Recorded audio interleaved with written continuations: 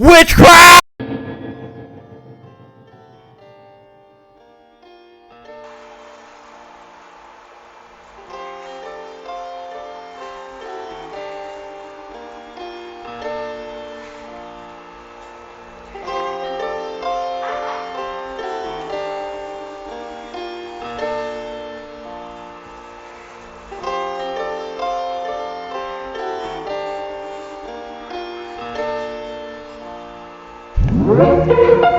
It's like that the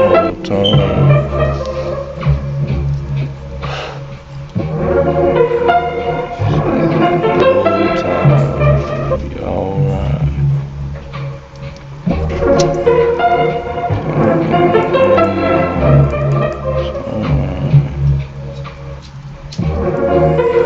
If it's like that the whole time, it'll be alright. Staying up all night, but it's alright. I done stayed up the whole night, but it's alright. It's me and my nibbling conscience. Nigga, I'm fixing to give up. I've been alone for the longest. It's trouble the way that we jog, and nothing gon' save us to stop. It's me and my nibbling conscience. Nigga, I'm fixing to give up. I've been alone for the longest. It's just me and my thoughts with nobody. I'm trapped in the matrix, basking in fakeness. Need to chat with some agents over wine glasses and steak and grasping arrangement. I only cipher cause I want a way out, but I won't happen to make it. Blasted by a tank, it's war here, and I'm not the one. The forgotten son, so a dark night. I'm Bruce Wayne, black sheep of the white family. Papa abandoned, he wasn't there for me. Carelessly parenting, apparently. Man, it's deep sanity, ran and flee like dog. Shit is bugging me. Ugly, so I hide my face and hide away where my mama stay. I pray I die today. She wanna kick me out, I wanna find a place, but no means, so I just hibernate. Pack the bags under my eyes, I'm tripping. Say goodbye to visions, I'm tired of this shit. Goonie bought a new whip. I ain't jealous of his car, but I envy his drive. I'm feeling heavy inside, I'm unproductive, deteriorating, going stir crazy. Some reluctance, fear and impatience. First lady is missing, way in the distance. Probably taking a missus or dating a nigga. Heart vacant, she smitten. See her face in them pictures. Fuck it though, and fuck a hoe if I can't fuck a hoe. Fucking hoe. I'm feeling depressed, I'm feeling the stress, I'm feeling the weight, I'm feeling regret, but it's back to the music. Though there's times when I wanna turn my back to the music, cause it's a hassle to do it. I get past and pursue it and stay focused. Even when you think no one see you, some take notice. Self-conscious, physical and mental health problems. Blogging from the center of solace. It's me and my nigga.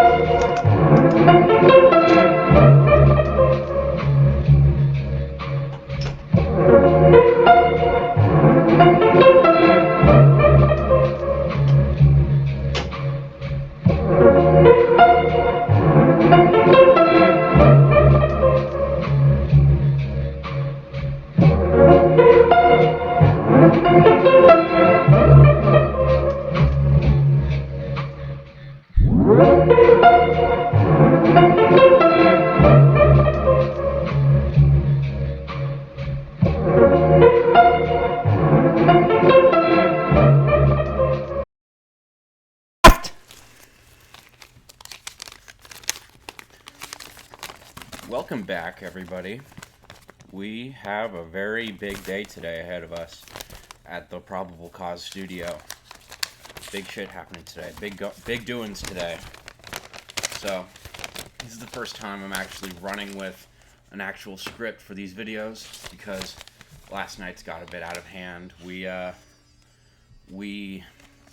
had a lot of pauses, a lot of reiterating the same points over and over again, so got to fix that. So let's start with some opening remarks. Basic mental health check-in. So depression, 0.1 out of 10. Anxiety, like a 1 out of 10. No suicidal ideations whatsoever. Not dealing with anything like that. I'm doing really well. I would say across the board, mental health is getting much more easier to deal with. And yeah, it's been good. It's been good. So, but there is something that I did want to talk about. So, I have been dealing with drug cravings in quite some time. It's been a significant amount of time since I've had serious drug-related cravings of any kind. And, well, I visited my parents' house yesterday, and while I was rooting through my old workout equipment to see what I was going to bring back with me to the facility, I found a distilled THC knockout blend pen, which, if you're not familiar with knockout blends, I'll give you a quick synopsis. Essentially, what these vape shops are doing is they're selling distilled THC disposables that have like 5 or 6 different types of THC in them. So it's no longer just Delta 8 pens that you're getting out there. They have like Delta 10, Delta 11, they have THCP in them, they have THCA, all these different chemicals that are attacking your brain at once. And yeah, they're very dangerous. You can become addicted easily. And I picked up that Delta 8 pen that I found at my parents' house. I gave it a smell. I smelled the mouthpiece and just got flooded with nostalgia. I mean, it's crazy. Those things are powerful. They have a strong psychological hold on me. And yeah, for a moment there, I was thinking, you know what, am I going to do this? But then, in the end, I said, no, I'm not doing this. It's just not the right decision. Not relapsing today, you know. I rep my NA tag with pride. It's right out of shot right now because I just readjusted the shot that I'm filming on in order to make more space in the bedroom I'm in. But yeah, that was a big craving moment. It was hard to get through, and I don't want to have to deal with another one anytime soon. But the good thing was I was really missing my parents' dogs in a pretty major way. So when I got to see them, it was emotional. It felt so good to see the dogs. They were super happy to see me, particularly the English Golden Retriever that my parents have. It's a very fun-loving, nice dog, and it was a good visit. So I'm very happy that I did that. But on the topic of drug abuse, we need to talk about my caffeine dependence. So I have acclimated myself up to taking over 1.2 grams of caffeine a day. That is roughly 15 espresso shots. It's an enormous amount of caffeine, and that's how I'm consuming it, is through espresso shots, because I'm all out of pre-workout. I had to smuggle that shit in, and they won't let me buy more with the food plan that I'm on right now. So if I ever do get more pre-workout, I'll probably have to do it like under the table. I don't know, smuggle it back in. But yeah, the caffeine dependence is becoming a big major problem. It's costing me an enormous amount of money, which I need to get a hold of that as soon as I can. Otherwise, I'm not going to have enough money to eat this month.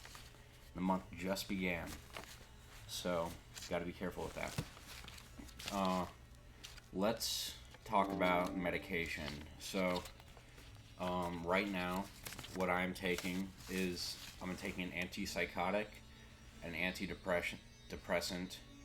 I'm off the schizophrenia drugs. Those are no longer in my system because I just didn't like the way they made me feel. They make you feel like always, always quiet in your head, and I'm not used to that. I don't like being the only driving psychological force in my brain. I prefer it if it's more diverse up there. But they've increased my anti-anxiety medication because I had a really serious panic attack a little while ago, like 3 weeks ago. And I don't know if I've mentioned that medication change yet in the videos, but I think it's probably an important thing to touch on before we move on into the main topic for today. But yeah, it's been good. The Starbucks drinks for the autumn season are fucking outstanding. I really enjoy Starbucks right now. I've never had Starbucks before in the past, but I'm starting to get into it, and I see why people like it because it's very tasty. But a drink from Starbucks, the way I like it, ends up costing like $20 for a single coffee, which is absolutely asinine. I don't know why it's like that, but goddamn, dude. I hope the economy heals a little bit so that we can have cheaper Starbucks coffee. We're still at the beginning of this video, but I think it's probably as good a time as any to hit my vape.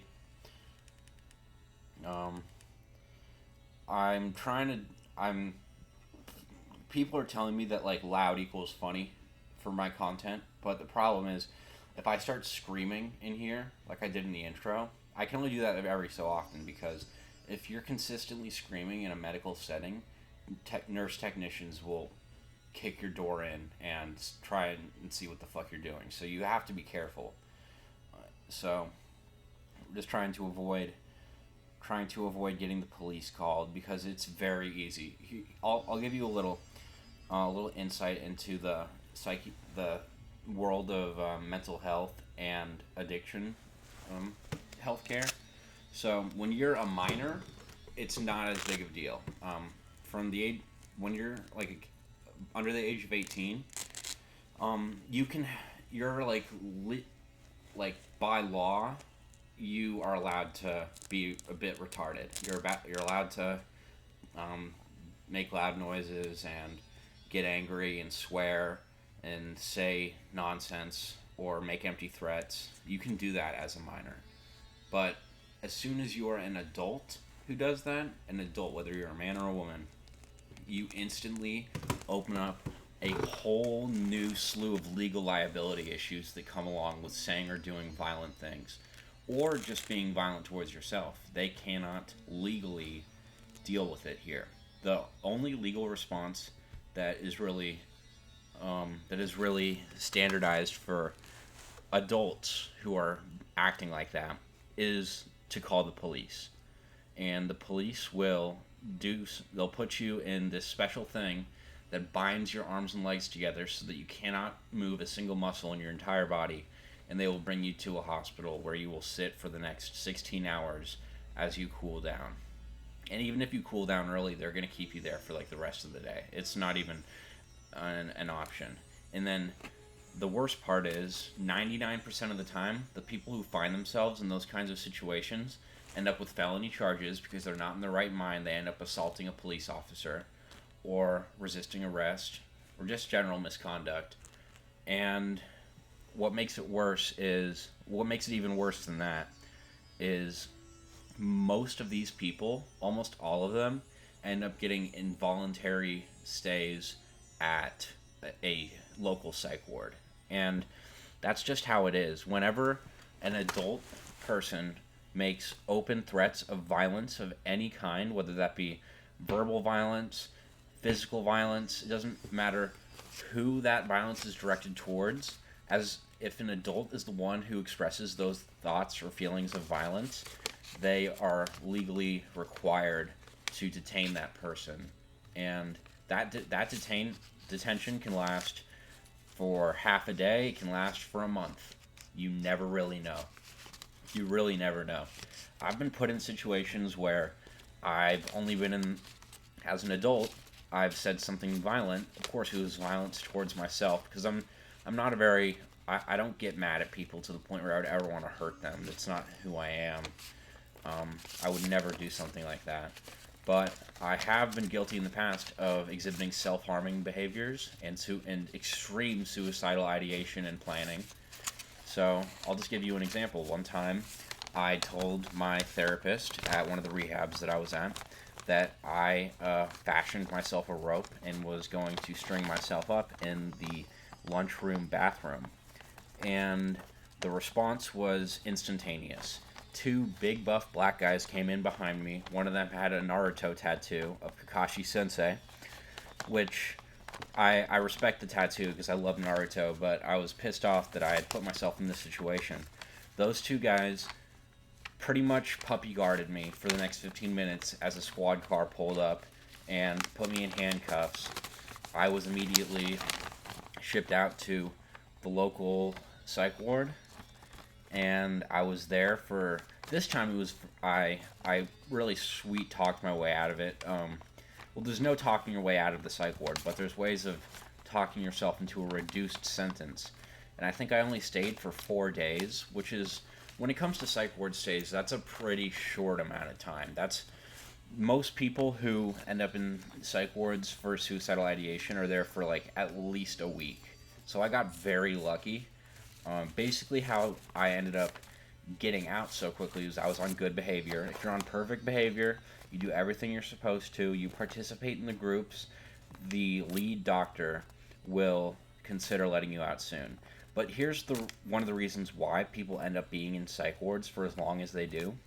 So the lead doctor, that's the person who decides who enters and exits the psych ward, patient-wise, not the staff. And, well, they also pick their staff, but there's less control over that. The staff picking is more of a corporate decision when it comes in the business of running a psych ward. But there's only one doctor in the entire building that manages like 12 different wards, and that one doctor is who decides who comes in and who comes out, which means that I believe in the psych ward that I was last at, that doctor visited my ward 2 or 3 times a week, and those times were always spread out. So what that meant was I only had 3 times per week to build my case as to why I'm not supposed to be there. And that case is never strong on your first 48 hours. I don't even remember how it was that I convinced them to let me out as early as 4 days, but I've been in psych wards for as long as 3 weeks before. And, like, my longest psych ward stay, I'll dox the psych ward, Shepherd Pratt in Maryland. Go fuck them up. Well, don't fuck them up. Not a real threat. Don't do anything. I'm not calling people into action. I was there for like 3 weeks, and the reason I was there for 3 weeks was because A, I was withdrawing off of multiple illicit substances that were all illegal, and B, I was having a severe panic disorder. Right, yeah, it was a severe panic disorder that ended up putting me in there. So with that panic disorder and the drug withdrawals, I was having panic attacks like multiple times a day, every day, for like 3 weeks straight. And I only got out in the time that I would have been there for longer if it wasn't for the fact that my health insurance wasn't going to continue to fund my stay at the psych ward because I had been there for such a significant amount of time. But yeah, for whatever reason, there was a copy of 13 Reasons Why at that psych ward, so I read that book while I was there. Kind of a strange choice to put in a fucking psych ward, but, you know, it is what it is. It was what it was. But, yeah.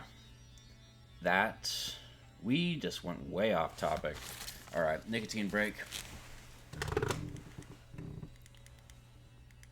You have to triple tap the fire key, otherwise it It stays locked. It's an anti-fiending mechanism.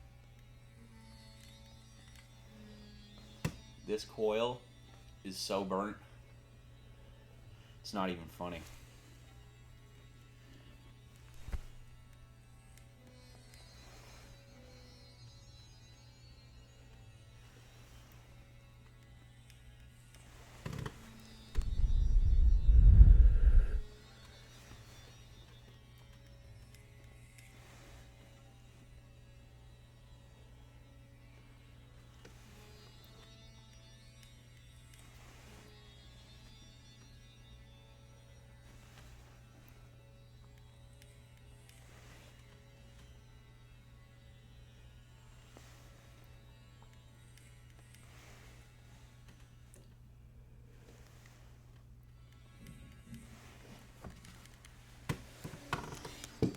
Oh, what do you know? Just now, my McAfee antivirus expired. That's great. I'll definitely make sure to renew that. Not like that's malware that comes pre-installed on most Lenovo machines. I'm running off of a Lenovo Legion. It's got a 2070 Super, an i7 10th gen, and like 32 gigabytes of RAM. Decent amount of hard drive storage, but not enough, honestly. I need more to store these videos. Right now I'm storing them in an external device, 2 external devices, but I do keep an archive of all the posts in case the channel gets deleted. They'll all go back up on, I'll probably end up posting them on Rumble, even though I'll be talking into the void at that point. Nobody looks at new creators on Rumble. The only creators on Rumble that get any attention are political streamers that pretty much moved from Twitch to there because they're saying way too much retarded Marxist bullshit, or on the other hand, they're saying way too much retarded Nazi bullshit. Either way, I don't respect the hustle of Rumble. But we have to get into what we actually came here for. Y'all motherfuckers ever watch America's Got Talent?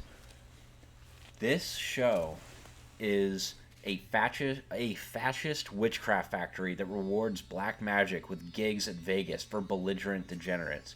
This is not, this is a pretty well-known thing. I'm not really breaking the news to you by telling you this. We're addressing it today. You'll notice that the people who go on to, wait a minute, no, I'm sorry. Let's backpedal. Anyway, a local court found Simon Cowell guilty of creating a toxic environment at AGT, which doesn't make sense to me. I don't know how a fucking court can decide if an environment is toxic. That's not a crime. If it was a crime, Ellen DeGeneres would have been executed by firing squad by now. But no, I don't like Simon Cowell. He's kind of a cunt, and I think he knows that he's a cunt. A lot of people dislike him. But the messaging on America's Got Talent is highly satanic. Highly satanic. Talent shows like America's Got Talent are almost entirely reminiscent of a black mass, with the contestant fulfilling the role of lead sorcerer while the judges stand in as a diabolical twist on altar servers. This is not as well of a known fact, but any diehard internet retards will know this to be true. Essentially, when you are performing on a stage like that and you're doing magic is literally the language of the devil. It mixes lies with truth in order to confuse you and attack your mental state. Now, normally this wouldn't be something that non-religious families deal with, because demons primarily only go after a prize that's worth the sport, which tends to be a Christian. You'll very rarely see demons fuck around with an atheist or anything like that. Like, the Perrin family case is a very rare example of a demon fucking around with non-Christian people. And the only reason it did fuck around with them isn't because of who they were. Like, typical demons will go after people because of who they are. They went after them because they cursed the land that they lived on. Watch Conjuring 1. It's a good movie. Speaking of Conjuring, while we're on the topic of demons, let's give a little moment to talk about predictions for Conjuring 4. So it comes out tonight, and sadly, I will not be able to see it opening night. I wanted to see it opening night. Hell, I even had tickets to. Well, I had a movie pass that somebody had given me to see it on the day that it comes out, which is today. But it ended up not being the move because, for various reasons, but it ended up not being the move. But let's what you need to take in mind is every time a Conjuring movie has come out, the director, I think, is James Wan, the same guy who did the Saw movies. He tries to amp up the Hollywood exaggerations more and more for every time that he makes one of these new movies. I mean, Conjuring 3 was the most inaccurate horror movie ever made. I'm pretty sure that the Disciples of the Ram had absolutely nothing to do with the case that the Warrens looked into during the events of The Devil Made Me Do It. And there is never a point in real history where Ed Warren gets possessed by a demon through witchcraft means and attempts to kill his wife. That never happens. Even though they show him doing it twice, once with a knife and once with a sledgehammer. Obviously, both attempts failed, but they never happened in the first place. Ed was never controlled by witchcraft. That was never a thing that happened. They never destroyed an altar and sent some demon back to hell. That didn't happen. But let's talk about predictions for the new Conjuring movie. So, I predict that it is going to be a final telling of the story of the Disciples of the Ram. And when I say Disciples of the Ram, you might be thinking, hey, I watch the Conjuring movies and I don't know what the fuck you're talking about. That's because the story of the cult, Disciples of the Ram, only matters in the third Conjuring movie and the prequels, which is the Annabelle saga. Don't watch the Annabelle movies. Not only are they not scary, but they're honestly pretty low quality films. The actors in it aren't particularly good. And even when they are good, the whole thing is undercut by the fact that they're being terrorized by a toy. Which just, it isn't scary to me. Like, I think Child's Play, the movie with the Chucky doll, is like a comedy to me. Like, there isn't anything scary about a possessed doll. But they knew that because the original Annabelle Higgins doll was a Raggedy Ann doll, and in the movies, the Annabelle doll is portrayed as this terrifying marionette creature that's all scarred up and like all menacing. That's completely asinine. That's not at all what it all looked or like, and it's not how it behaved either. So the Disciples of the Ram is the cult that got the Annabelle doll possessed. Annabelle Higgins was a member of the cult, who was the person who they aren't actually possessing the doll, it's just the demon takes on the name of that cult member once she dies. For some reason, I'm not really sure why, but no one's sure why. There's not a lot of clear answers in demonology, but what I predict is that now that all the primary leaders of Disciples of the Ram are in prison, as they are towards the end of Conjuring 3, we will see like somebody else take control of the cult. We'll see a new cult leader of Disciples of the Ram who does like the most fucked up shit in the history of Conjuring movies. That's what I'm hoping we'll see. I honestly don't want another standalone story the way Conjuring 2 was. Conjuring 1 is technically a standalone story, but that little epilogue where they talk about the Annabelle doll connects it to Conjuring 3 because both of them were involving the Disciples of the Ram. So, I think that the most logical decision would be to connect more films than you have disconnected. And, what am I saying? And, make these movies make more sense. Make these movies make more sense all lined up together. But you don't need to watch Conjuring 2 for the new ones. The only Conjuring movies that are required for you to really watch is technically Annabelle, but I'll save you the trouble. There's nothing interesting happens in Annabelle, and it doesn't further the plot of the Conjuring movies. But, let's see. yeah, I would watch Conjuring 1, at least the opening of Conjuring 1, and then Conjuring 3. Conjuring 2 is a standalone story. It doesn't involve the Disciples of the Ram.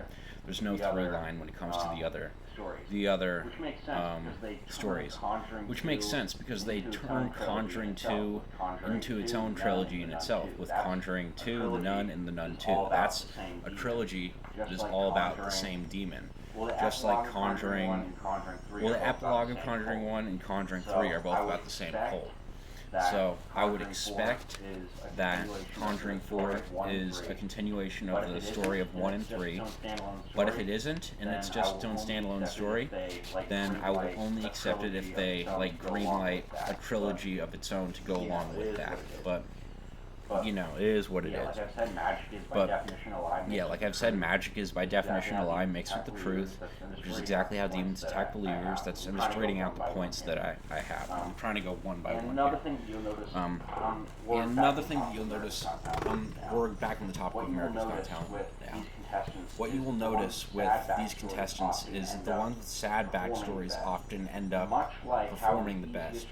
Much like how it is easiest for a demon to latch itself onto a host that's already in distress. When you hear about people getting possessed by demons, typically there are things that are going on in their life that weaken their will in order for them to get easier possessed. Like, this is a very important plot point in the movies The Exorcist and Hereditary, which in my opinion are the two best horror movies ever made, and I don't think any movie will ever outdo them. These characters are only really opened up to the influence of the demon once they're brought into a situation where they're already really upset. For Reagan McNeil, it was her parents' marriage that was really fucked up, and for the family from Hereditary, I don't remember what they're called. They're dealing with the death of like multiple family members at once. They're all except for the mother die in very tragic ways, which opens up the demon to possess them. The point that I'm trying to make here is that people who go on to America's Got Talent are almost always possessed by demons. This is what I believe to be true. The show itself is a massive black mass, and every time you watch it from home, you are virtually participating in that black mass. So, if you are a Christian, I would go as far as to say that going to a fucking America's Got Talent screening or watching the show on TV is a mortal sin. You are participating in satanic activity. And you'll notice, maybe I'll put up some pictures for you. The judges commonly express their extreme vanity by dressing in the most outrageous outfits possible. You see, like, Sofia Vergara wearing, like, a $12,000 Fendi dress or something like that. Or some ridiculous outfit that looks like it came off of a runway. You don't even have to check the price tag to know that it costs thousands of dollars. There's that one dude that, like, stands off the side of the stage and, like, they're always getting his reaction to the motherfuckers that do well, and he's always dressed in some, like, ridiculous Gucci suit that looks like it cost the price of a Honda Civic. And it furthers my point that this is a celebration of man and earth, which is by definition satanic. Satan is the prince of this world. He's the prince of mankind. He seeks nothing but chaos and destruction. And he creates that chaos and destruction most commonly through entertainment, modern entertainment fashions. You'll see in the thumbnail of this video, I put Chris Angel in there with his arms out because he looks like Joseph Seed from the motherfucking Far Cry 5 game. That guy is a well-known Satanist. Like, he worships the devil. He's a very fucked up individual. Don't trust anything he says or does. I think the silver lining to his sins is that he's completely broke right now. Like, nobody has heard of Chris Angel in like 15 years. And he's fat as fuck. He used to be ripped, but he's fat as fuck now. I think I read somewhere recently that he's going on Ozempic because he's that much of a fat fuck. But yeah, man. What else do I? what else do I? So before we get into the next part, because the next part is the most critical part of the video, and it's the part that you cannot skip, or if you're watching this like while you play CS:GO or any other video game, for that matter, you're gonna have to pause your game and listen real quick. What you need to know is that the Hyperborean Space Stoner, known only as Bozo, is our last line of defense against psychic vampires. He uses the power of channeling the mystical properties of LSD and uses it as a conduit for crystal-based spiritual warfare. This is my spiritual leader, my Sifu. We know him only as Bozo because he will not share his true name with us. We're not worthy to know his true name. But he is the one who coined the phrase "God Ezra be upon you." Like, blessed be from divine Christ inside thine, and with the UFO emoji. It's a very classic Snapchat post. He has many followers. We look up to him greatly.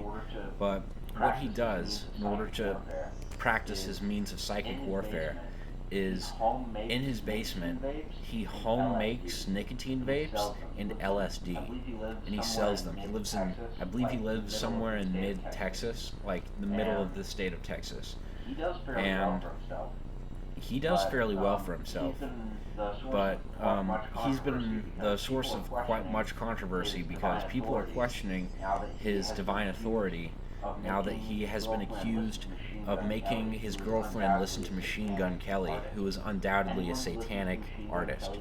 Anyone who listens to Machine Gun Kelly might as well hail Satan, because you're supporting one of the most retarded people known to man. One of the most retarded people of all time. We in challenging times when we're being fucked up by life, we need to be able to turn to a proper Hyperborean Space Stoner.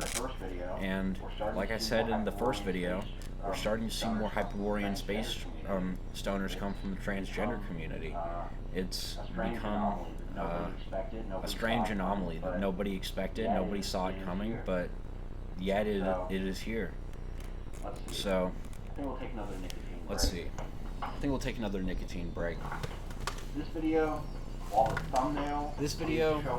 the thumbnail is showing the black magic point in the video, we kind of talk about a variety of different things, and I like that. That's how it should be. It's not so much a program for entertainment as it is a method of therapy for myself.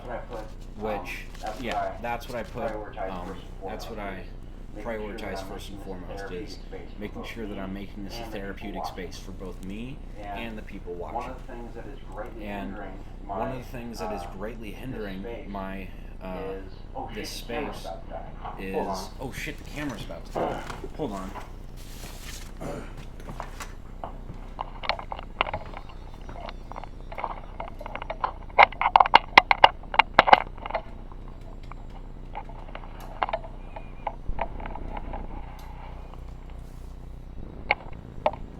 Okay. My apologies.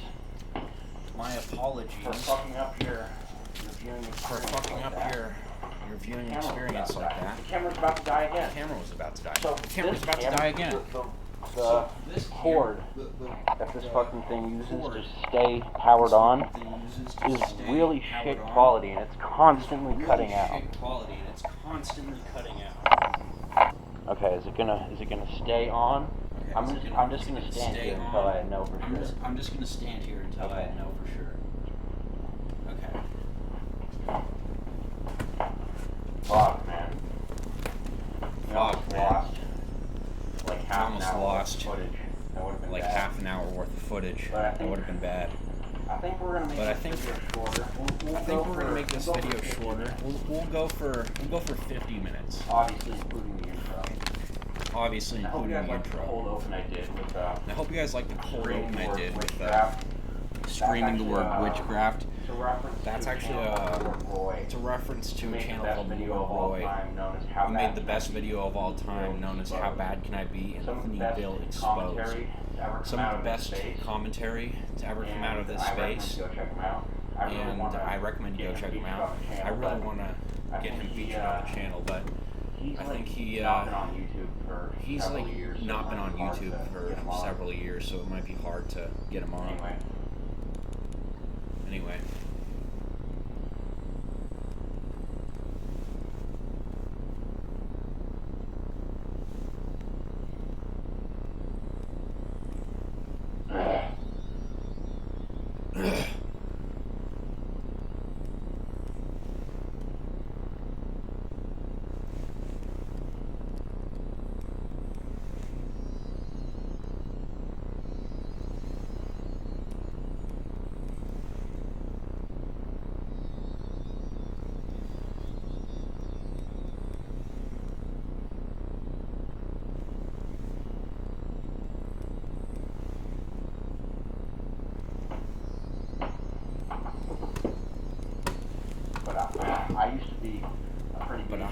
I used to be a pretty major practitioner of the arts of psychic warfare back when I was using psilocybin as a conduit for my own energy force. There was 1 week where I consumed like 40 grams of mushrooms in the space of 5 days because I needed to interface with machine elves. And it was the only way I could do it because I couldn't get my hands on any DMT or LSD at the time, which are preferable gateway devices than mushrooms. Mushrooms can make you very sick. They can have mold on them, which can give you major indigestion. You don't want to deal with that shit. But real talk. What I came here to, the point that I came here to get across to you is that magic, no matter whether it's sleight of hand or any illusionary practice, is satanic by nature and should not be practiced by anybody who fears God or his wrath that he will most certainly come down on you with when you fuck around with that shit. I think that's pretty much all that we were going to talk about. I think that's pretty much all that we were going to talk about today. We finished up early, so I think we'll just cut it here. A solid 41 minutes. That's not bad. Anyway, I'll see you guys next time.